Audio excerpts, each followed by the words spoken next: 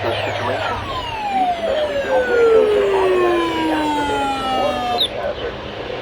Tests of these radios are normally conducted by the National Weather Service in Chanhassen every Wednesday at 1 p.m. If severe weather threatens the area near the normal test time, the test will be postponed until the next good weather day.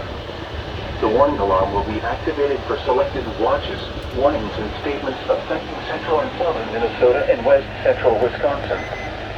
This concludes the test of the warning system. We now return to normal programming.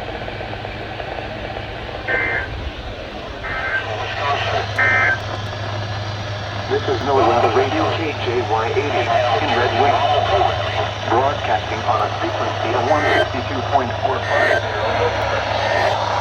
This broadcast originates from the National Weather Service in Chanhassen, Minnesota, serving listeners over parts of southern Minnesota and western Wisconsin. The current time is 1:08 p.m. Central Daylight Time. Now the forecast for the Red Wing area. This afternoon, mostly near steady temperature around 70. Northwest winds 10 to 15 miles an hour. Tonight, clear. Lows in the upper 40s. Northwest winds up to 10 miles an hour. 17th, sunny in the morning, then